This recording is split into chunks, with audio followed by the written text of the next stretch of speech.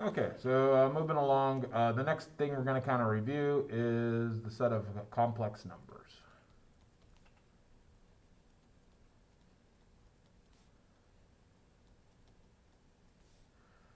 Um, in order to do this, first of all, we want to kind of review some special sets. So we'll say, spell things correctly.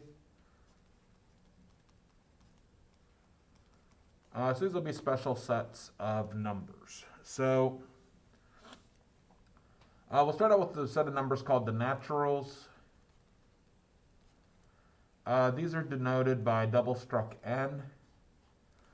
And these are the positive whole numbers. So this will be starting at 1, 2, 3, goes on up. So we're going to use this right here when we talk about the set of natural numbers. We're talking about the set containing the positive whole numbers. We're listing stuff in what's called roster notation here, which is where I just put the elements, I list out the elements of the set inside of squiggly brackets, whatever these fancy brackets are called. The next set we're going to talk about is the set of integers. We can still list these in roster notation. They use double struck Z for their set name. And this will start at, I guess you could say it's kind of centered around 0. This is basically the positive whole numbers. So you have a copy of the naturals here. You got 1, 2, 3, 4, 5, 6 all the way on up. So 1, 2, 3, 4, 5, 6 all the way on up. So you have the naturals kind of inside of the set of integers. But the integers has some extra stuff that the naturals don't. The integers have 0 and they have the negative whole numbers. So the naturals are what's called a subset of the integers. We could say double struck n is a subset of double struck z, because all of n's elements here are also elements of z. So 1 is in the naturals, 1's also in the integers, 2 is in the naturals, 2 is in the integers, 3 is in the naturals, 3 is in the integers, so forth, so on. The fancy symbol we could use, if you want to say is a subset of z, we could say double struck n. This little symbol here means is a subset, and that symbol there is z. So the naturals are a subset of the integers. The integers are not a subset of the naturals because the integers have stuff like -2, -1 that is not on the natural numbers lists. Okay, so that's naturals. We got the integers. Next is the rationals. This is the set of all fractions. And we can't use roster notation anymore for this. I can't list all the fractions, and there's no real way of listing it. If I put dots there, every time I list from one fraction to the next fraction, I'm missing infinitely many fractions in between them. So I'm going to have a real hard time making that list in roster notation and having it make sense. So we have to use a separate type of notation called set builder. The rationals get the symbol double struck Q. This is going to equal the set of all P over Q. We're going to put a line here that reads such that. And then over here we're going to put the conditions we want on P and Q. I want P and Q to be elements of the integers. So both P and Q are elements of this set here. So we basically get positive and negative whole numbers divided by other positive and negative whole numbers.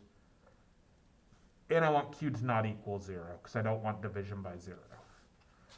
So the way that this reads the set of all P over Q. So the set of all P over Q is kind of, let's do it this way. This statement here, the set of all P over Q, is kind of how this first part of set notation, or sorry, set builder notation reads. This vertical bar here is going to read such that.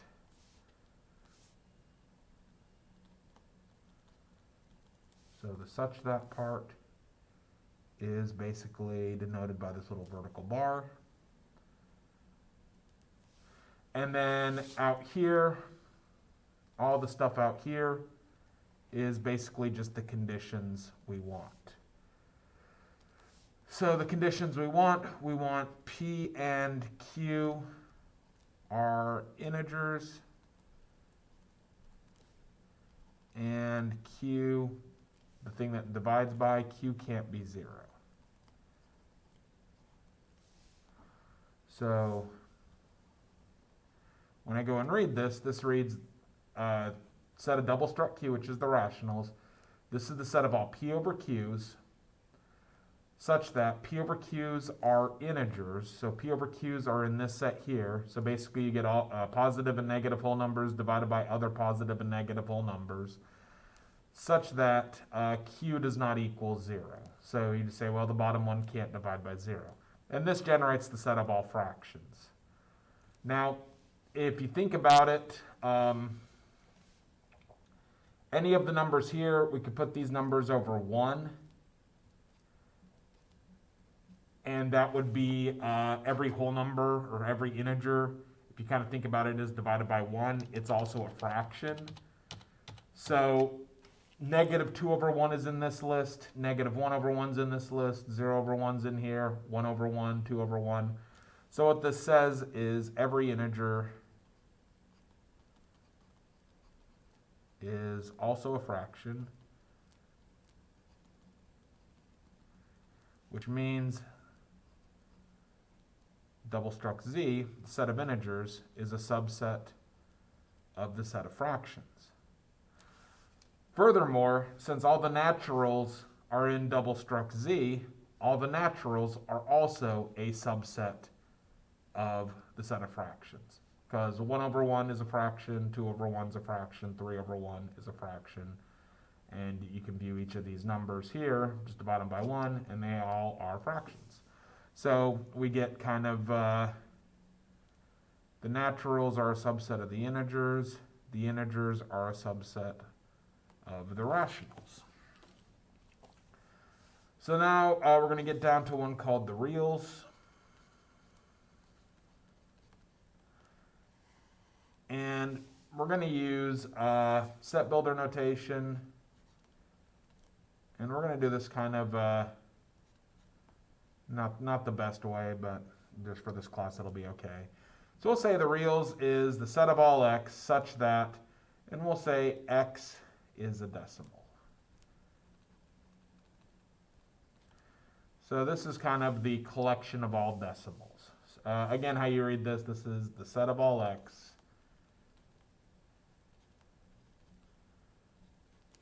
Again, this one was a set of all p over q because I had p over q there. This time when I have an x there, it's the set of all x. The little bar here is such that. And then we'll say x is a decimal. So this is the set of all decimals.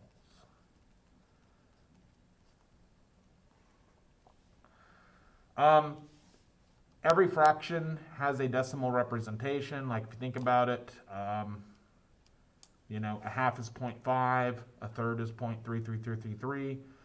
Every fraction you can represent as a decimal. So what that tells me is the set of fractions is a subset of the set of reals.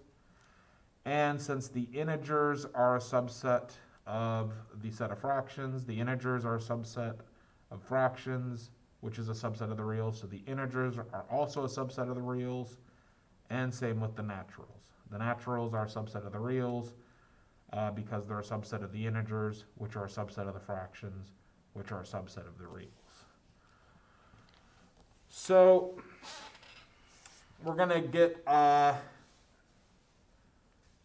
going to define one other subset, and this is going to be the irrationals.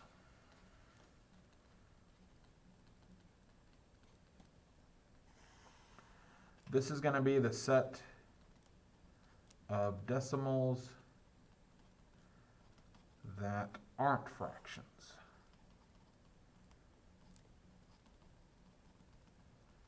So this would be stuff like pi or square root of 3, things like that. This is going to be the reals, and we're going to use set subtraction. So it's the reals minus the fractions. This equals the set of all x such that x is a decimal, so x is in the reals, but x is not an element of the set of rationals. So if we kind of write out what this means, this is the set of all x. This little bar here reads such that. This would say x is an element of the reals and x is not an element of the rationals, but to kind of, let's write this out to make it read a little bit easier. This will say x is a decimal. Because remember, the set of reals, that's the set of all decimals. This will say x is a decimal, and x is not, it's not an element of the set of q. Q is rationals, which is a set of fractions. So we're saying x cannot be a fraction. So x is a decimal, and x is not a fraction.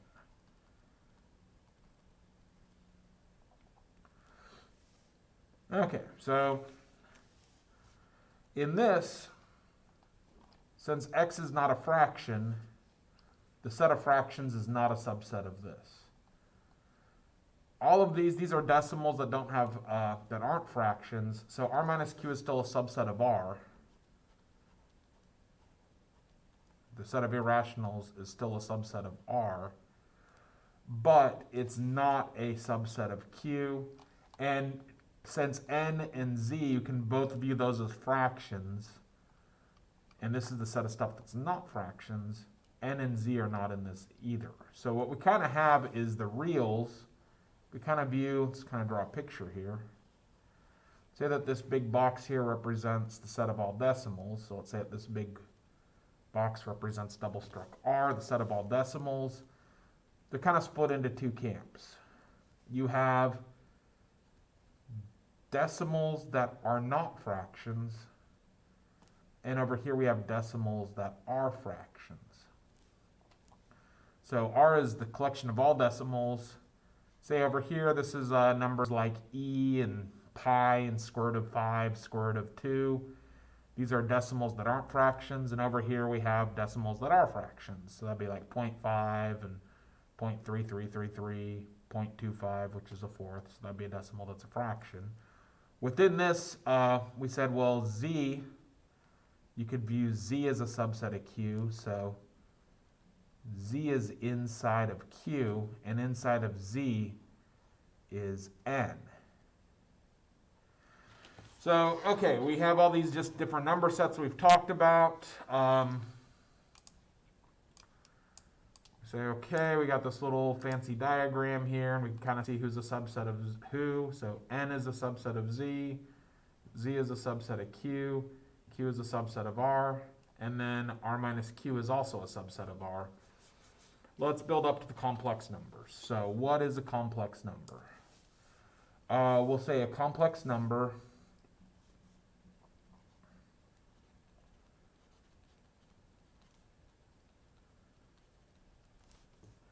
we denote it double struck C.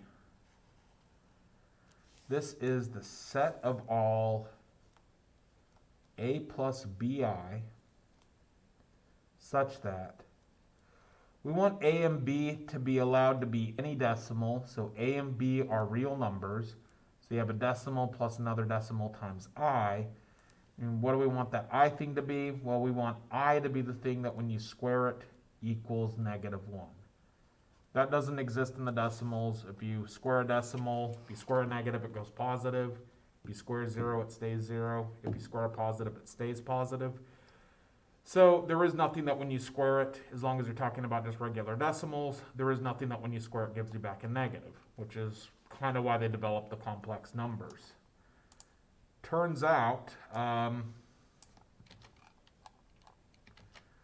this whole set here that we're talking about The set of all decimals, if you view it as decimal plus 0 times I, that's a copy of the reals. So it turns out that the reals are a subset of the complexes.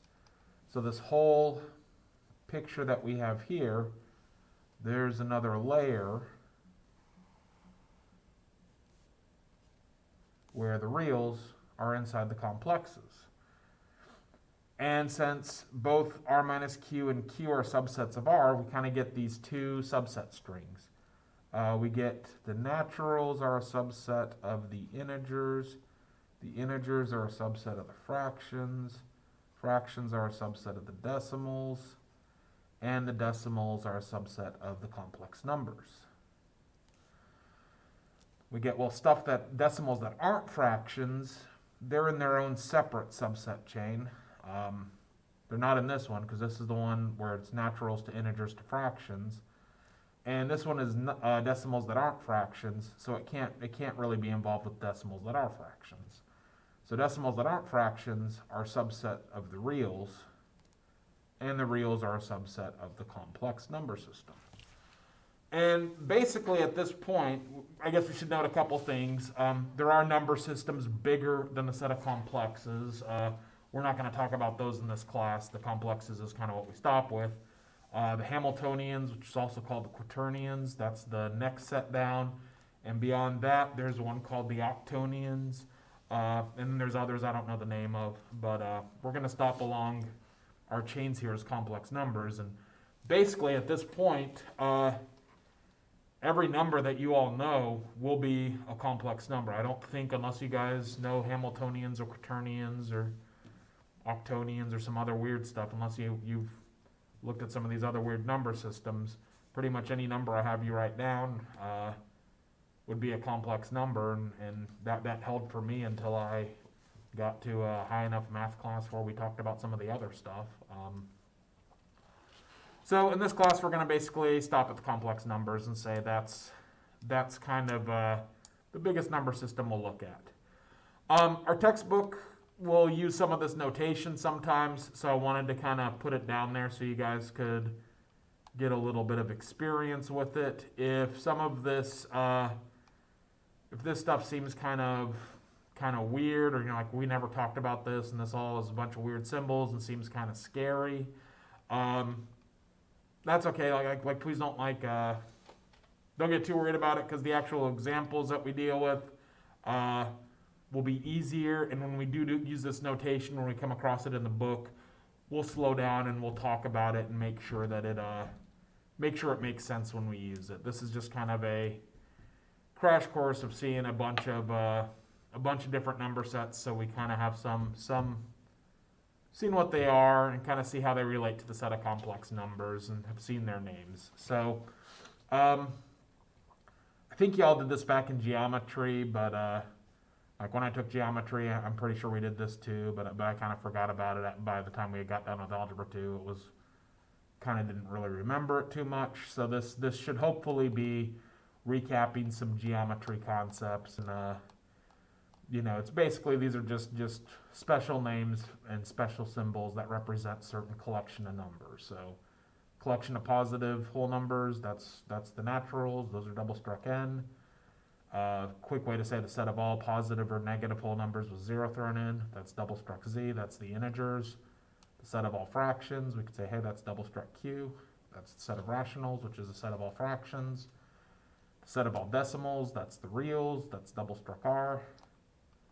Set of all decimals that aren't fractions, that's r minus q, is the quick little notation. So it's a set of decimals that aren't fractions. And the complex numbers, that's a collection of all a plus bi, such that a and b are decimals. And I, when you square, it's -1. That's the set of complex numbers. So let's look at a couple things here with the complex number system. So we have the set of complex numbers. The first thing that we kind of saw back in the previous examples was square roots of negatives. So in the complex number system, if we have the square root of a negative number, this is going to equal I times the square root of the positive value. So we see this a lot. We use this equation here pretty frequently. One way usually we'll see it is, they'll want you to simplify, say, for an example, simplify, and they'll give you something like maybe 8 plus, say, I don't know, square root of negative 12, all that over 32. And so in this course, if you're given, for an example, if you're given you want to simplify one of these things down, first thing we want to do is the square root of negative 12. We want to make this I times square root of positive 12 so that we can start breaking up the square root of 12 into its easier to work with stuff. So we get 8 plus I square root of positive 12, all that over 32. Now, square root of positive 12, now that's square root of positive 12, we can break it up into easier to work with numbers. Square root of 12 has a perfect square. It's square root of 4 times square root of 3. When it's a negative number, I can't break it up into its parts like this. I have to get the I pulled out front to make this a positive value. Once it's a positive value, I can split it up like that. So we get, this will equal 8 plus I, square root of 4 is 2, times square root of 3, all that over 32. Now, what we're going to do next is, we'll say, okay, this 32, we can break it up across things. Say, okay, this is 8 over 32 plus 2 times I times square root of 3 over 32. And now we can reduce the fractions down. 8 over 32 goes to 1 over 4. And 2i square root of 3 over 2i square root of 3 over 32. The 2 and the 32 can cancel. That'll leave me at 16. So that'll be I square root of 3 over 16. And we have that simplified as much as we possibly can. So when you deal with this square root of negatives, you make it square root of positive value, and then once it's square root of positive value, you can start reducing the fraction down the ways that you normally do. And we kind of dealt with this part of this equation. We dealt with this back in the completing the square stuff we were doing when we had square root of a negative. We just used that equation. And on these, there was nothing really left to simplify, though, on these previous ones that we did. So, okay, so that's one nice equation. We'll cover that. The last thing I want to kind of leave off with is we got this whole new number system called the set of complex numbers. How do we add, subtract, multiply, and divide in it? Because we know how to do that in reals. We know how to do that with fractions. We know how to add whole numbers together. But if it's a plus bi and we're trying to add that, how does that work? So we're going to finish off today kind of looking at plus, minus, times, and division in the set of complexes. So let's do addition first. Addition is pretty easy. Let's say we have a complex number and we want to add to it a second complex number.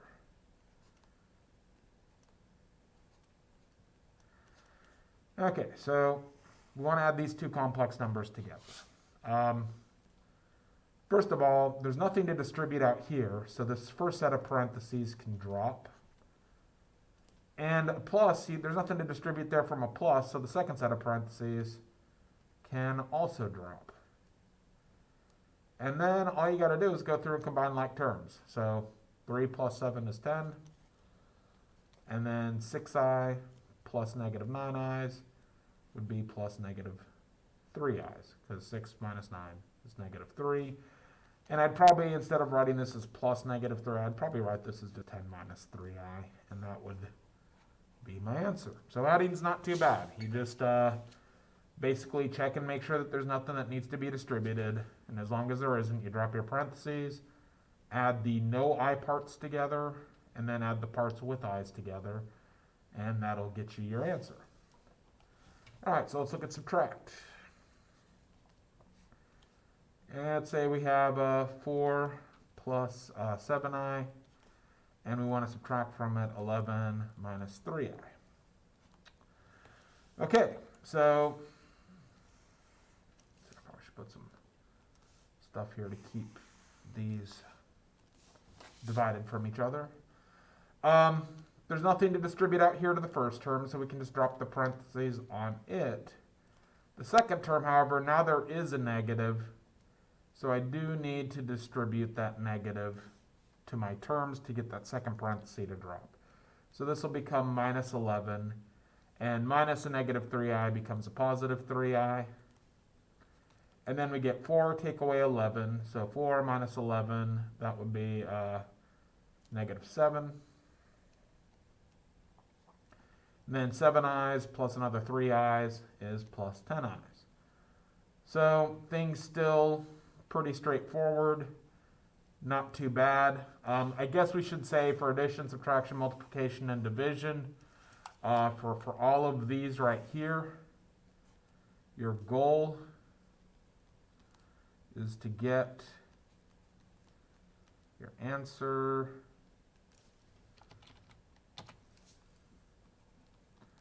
in form a plus bi.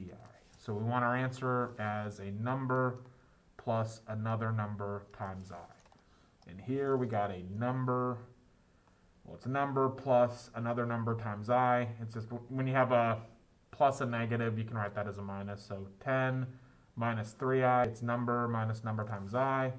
Down here, negative 7 plus 10i, it's number plus a plus bi. So for each of these, we want to get through to ending up with our form, our final answer in the form a plus bi. For multiplication,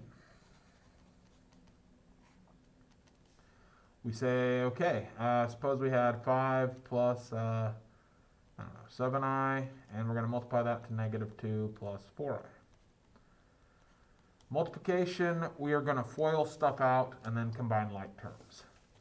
So we do first, 5 times negative 2 is negative 10, plus the outer, 5 times 4i, 5 times 4 is 20. We get the inner, 7i times negative 2 would be plus negative 14i. And then plus last 7i times 4i, that would be plus 7 times 4 is 28. I times I is I squared. Okay, so one thing we need to remember is we don't want I squares. We want to just get down to a plus bi. We don't want any I squares. Remember, the set of complex numbers, I squared is negative 1. So we're going to use that I squared as negative 1. That will let me say, hey, this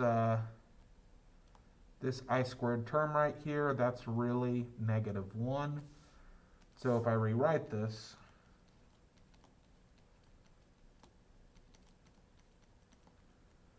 negative 1 times 28 is minus 28. So 28 I squared, since I squared is really negative 1, this is 28 times negative 1, which is a negative 28. So now we have just terms without i's and terms with i's again, so we can get down to a plus bi. Negative 10, take away another 28, it's negative 38. And then 20 i's, take away 14 i's is plus 6 i's. So we're back to the form a plus bi. So multiplying, you basically FOIL your stuff out. You're probably, whenever the I term hits the other I term, you're probably going to end up with an I squared. Make the I squared a negative 1, and then you're able to kind of get everything working out nicely from there. Just combine like terms and add the stuff without the i's together, and then add stuff with the i's together. So let's do one quick example where we're going to write it down, then have you all pause the video and you try it, and then I'll work them each through and you can check your answers. So let's say we want to do this addition.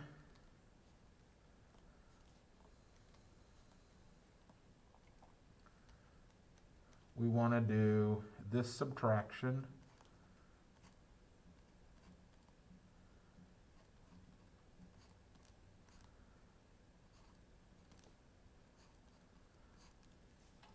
And then down here, we want to do this multiplication.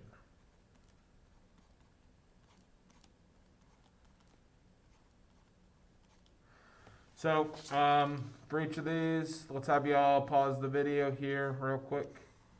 Try to work these three out, and then we'll unpause the video and I'll work through them real quick, and y'all can check your answers and make sure that what you're doing is lining up with what I'm doing. So, okay.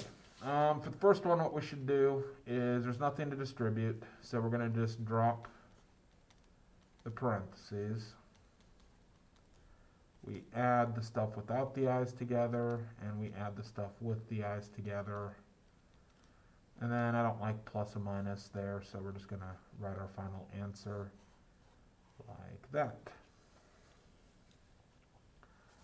For the second one, the first parentheses can drop. The second parenthesis, you need to distribute the negative to get it to drop. 4 take away 6 is negative 2. Negative 12 i's minus another 2 i's is negative 14 i's. And that's our answer there. For part C, we're going to FOIL stuff out. So 3 times negative 2 is negative 6. 3 times 6i, 3 times 6 is 18. I, negative 4i times negative 2. Negative times negative is positive. 4 times 2 is 8. I, and then negative 4i times 6i is negative 24. I times I is I squared. If you remember, we said I squared is negative 1. So what that really is, negative 24 times negative 1 is positive 24. 24 take away 6, that should be 18. 18 i's plus another 8 i's should be a 26 I. Okay. So just check and make sure that you guys got that for your 3. And you say, well, okay, we were supposed to do all of these right here. We're supposed to do multiplication, addition, subtraction, but then we're also supposed to do division, and we didn't do that. So here's the issue with division. When you try to divide two complex numbers,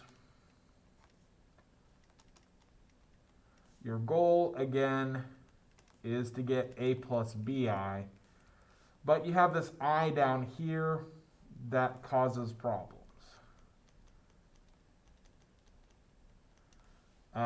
That's going to cause issues. That's going to keep you from being able to get to a plus bi where the I is only in the top because you have an I downstairs. So we need to define something new that we're going to use as scratch work to build up to that. So we're going to talk about something that's kind of a intermediate step called the complex conjugate.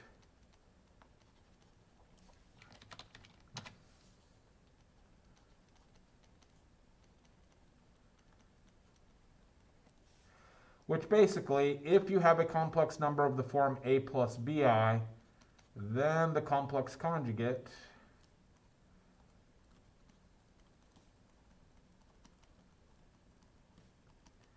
is a minus bi.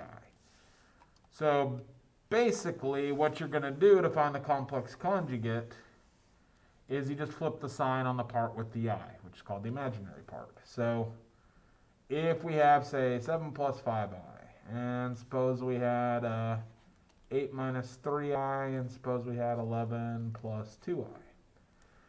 7 plus 5i has complex conjugate 7 minus 5i. 8 minus 3i has complex conjugate 8 plus 3i. 11 plus 2i has complex conjugate 11 minus 2i.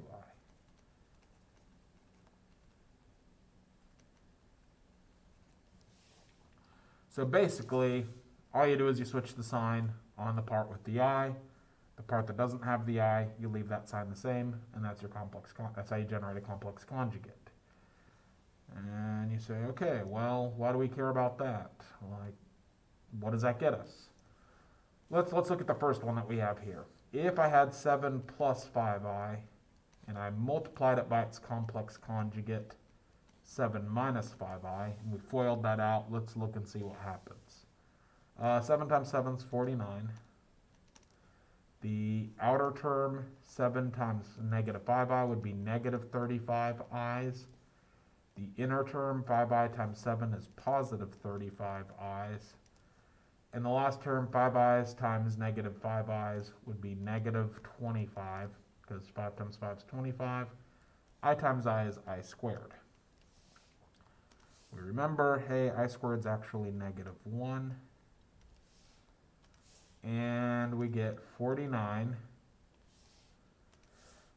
Negative 35i's plus positive 35i's, hey, those cancel out to nothing.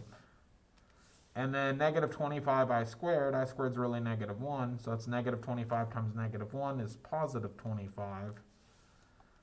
The point of this is this equals, let's see, 49 plus 25, let's see, what's that? 40 plus 20 is 60. 5 plus 9 is 14, so that'd be 74.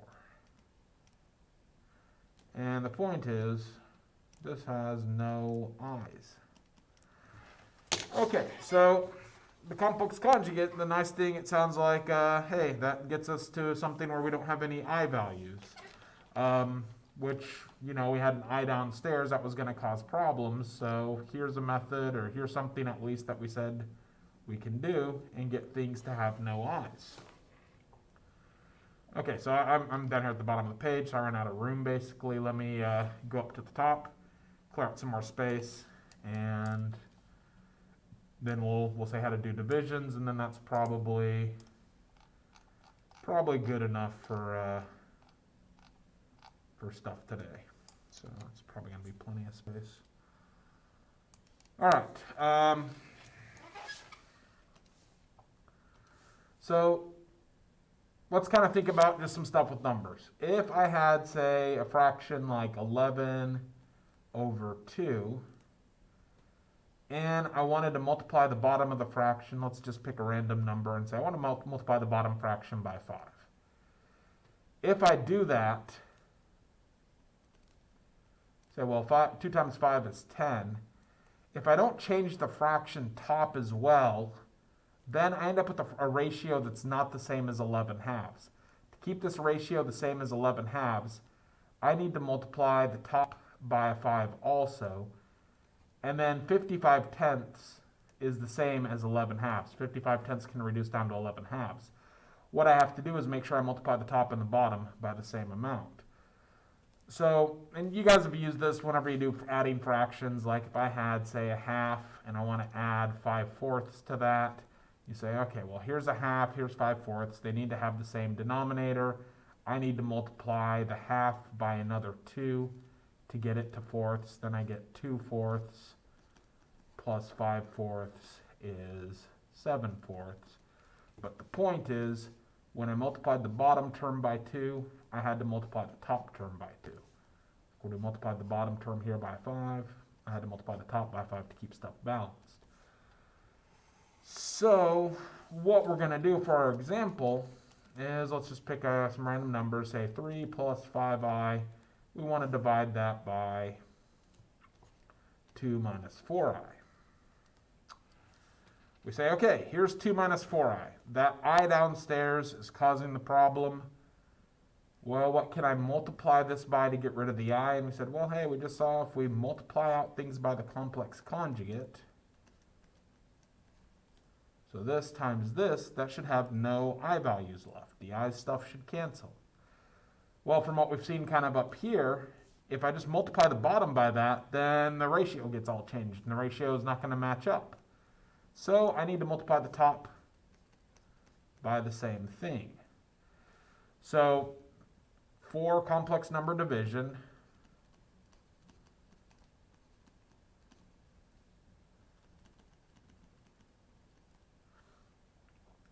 you're going to take the complex conjugate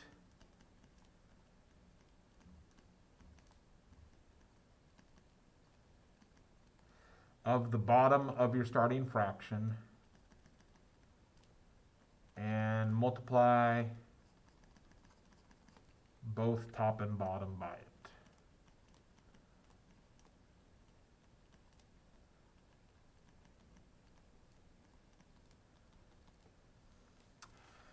All right, so we're going to have a lot of FOIL to do now. So we said, okay, we started out, our original statement was, I'm just going to delete this for a second. So the original statement, what we were doing was just 3 plus 5i divided by 2 minus 4i. What is that? We said, okay, let's take the complex conjugate at the bottom, which is 2 plus 4i, and we need to make sure to multiply the top and the bottom by that amount.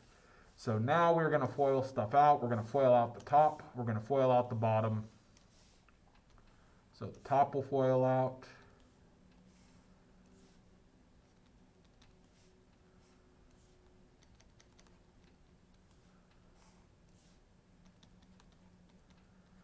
Remember, I squared is really negative 1. So positive 20i squared is actually a negative 20. And I'm just going to kind of denote it that way, speed stuff along. 2 times 2 is 4. The outer term would be 2 times 4i would be plus 8i.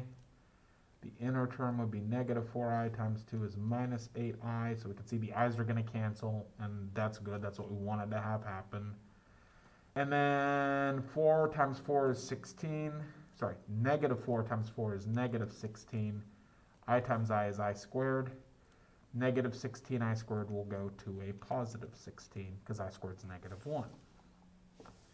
And our 8i and our negative 8i will cancel. So now let's combine like terms. 6 take away 20 is negative 14. 12i's plus 10i's. 12 plus 10 is 22i's. 4 plus 16 is 20. That's all over 20. Our goal is to get stuff down to a plus bi, so we could say this is going to be negative 14 over 20 plus 22 over 20i. Negative 14 over 20, let's see, those both divide by 2, that's negative 7 tenths. Plus 22 over 20 is 11 tenths I. And there we go, we're in the form a plus bi that we wanted to get. Should note, sometimes when you do this, you can do a triple cancel. Like we can note here, if I have negative 7 tenths I, this will be side note. If I have negative 7 tenths I plus 11 tenths I, those are both fractions tenths. You could say that that's negative 7 plus 11i over 10. So this is okay if you want to write it that way. And you can see, kind of want to do kind of canceling as part of our side note. 20, 22, and negative 14, these are all divisible by 2, so you can kind of do this cancel, divide them all by 2, 14 cut in half, 7, 22 cut in half is 11, 20 cut in half is 10, and that would give you negative 7 plus 11i over 10, and that gets you the same thing, so that would be okay if you want to, like a lot of times the textbook and some test questions, they'll leave stuff off in kind of this format rather than this one. And that's okay because it's easy to get from here to here. But since our goal is really to get a plus bi, I kind of wrote it that way so it's easy to see. It's this fraction plus this other fraction times I, which really is a plus bi. But if these other forms, if you're familiar with that and you do it that way, that's okay also. In our textbook, we'll do a couple examples like that. Let's finish off here today. Let's make one of these up for you all to try. So let's say 5 minus 3i over 7 plus 6i. And so you all try this, pause the video here and give this a shot. And then I'm going to go through and work it. Okay, so I assume you unpause the video, and let's check what we should have done. So I need to find the complex conjugate of the denominator. I'm going to FOIL the top out. I'm going to FOIL, so FOILing the top out still.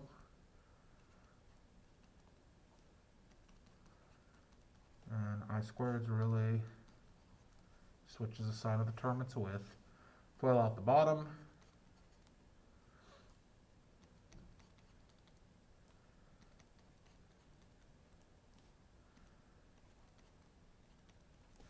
That's going to be a positive 36. Okay, so let's see here. We want to do 35 minus 18. Let's see here. That's 35 minus 18. Sorry, I feel like I'm going to make a mistake if I do that. Yeah, 17 it looks like. Negative 30 i's take away 21 i's, negative 51 i's. Okay, that's all over. Our 42's are going to cancel. We got 49 plus 36. 49 plus 30 is 79. 79 plus the extra 6. 79 plus 6 should be 85. And we could leave our answer like this. There's no common cancellation. So we could leave our answer like this. But if we really want to see it as a plus bi, we could split it up like that as well. I would take either of these. This is okay. This is also okay. The deal is, if this had something common that canceled, like here, they were all divisible by 2, you would need to cancel it down to a ratio where there's nothing common anymore. Same as if I split it up here, I'd need to reduce my fractions on down. So in either of these forms, it's okay to leave them in either of the forms. You just need to make sure that your fractions reduce.